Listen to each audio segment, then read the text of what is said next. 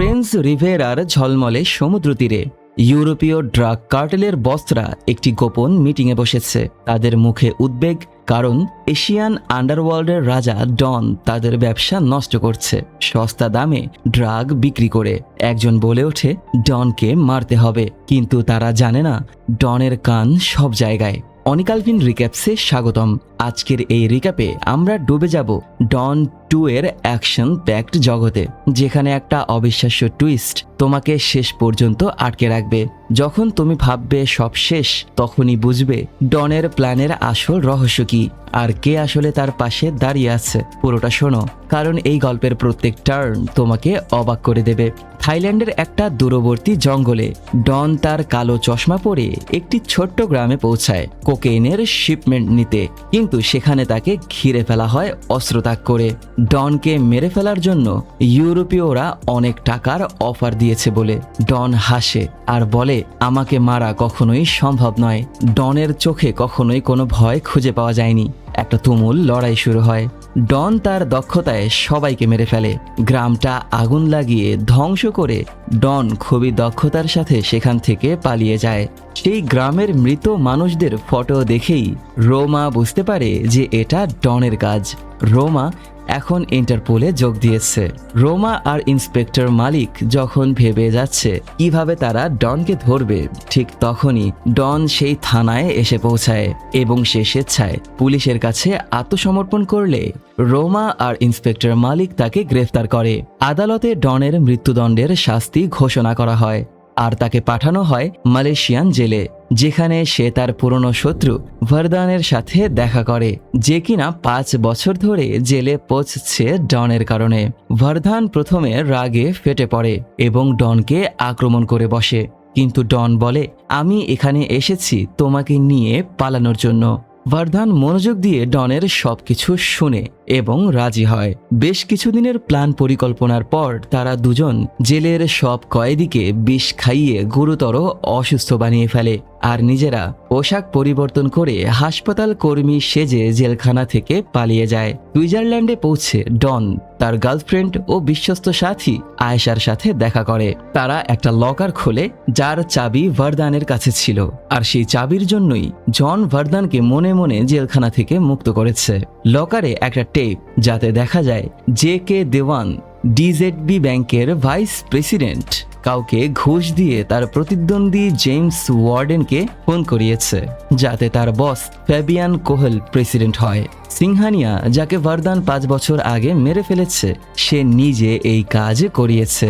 জে.কে. দিওয়ানের video যদি কোনোভাবে leak হয়, তাহলে তার গড়ে তোলা সাম্রাজ্য একেবারেই শেষ হয়ে যাবে। তাই জে.কে. দিওয়ান একটি পার্টিতে থাকা অবস্থায় ডন তার সঙ্গীর সাথে এসে রোমার সাথে ড্যান্স করে কিছুক্ষণ। হ্যাঁ, রোমাও ডনের খোঁজ করতে করতে এখানে এসে পৌঁছেছে, তবে রোমা এই মুহূর্তে ডনকে চিনতে পারছে না, কারণ ডন তার চেহারা পরিবর্তন করেছে।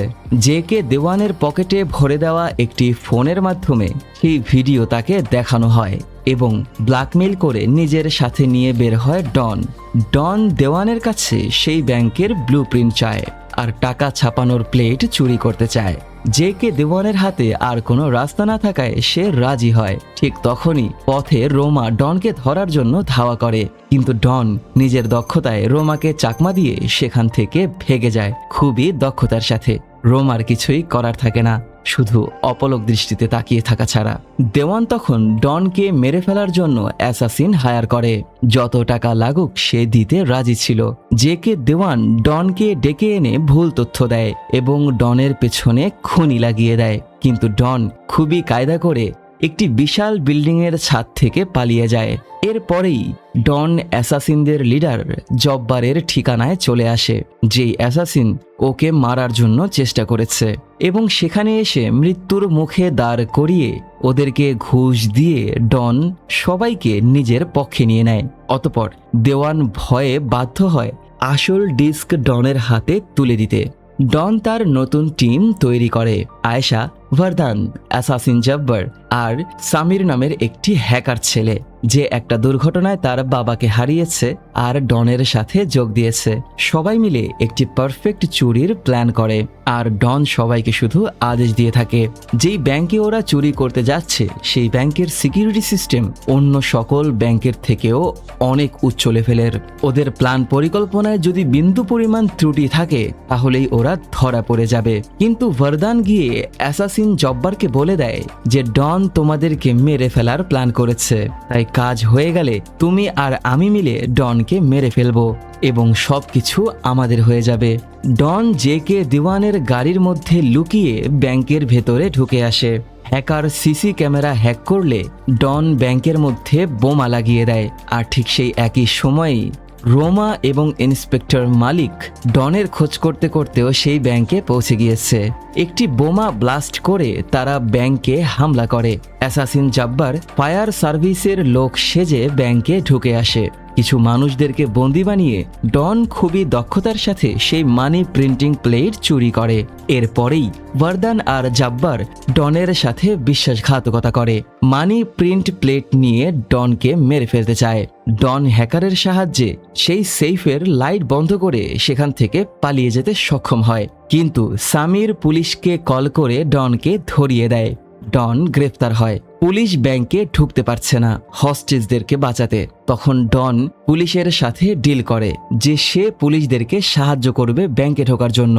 তার বদলে জার্মানিতে ডনকে ইমিউনিটি দিতে হবে। ডন দেওয়ানকে ব্ল্যাকমেল করে ওয়ার্ডেনের খুনের প্রমাণ মুছে ফেলার বদলে ইমিউনিটি চায় এবং পেয়েও যায়। ডন আর রোমা ব্যাংকে ঢোকে।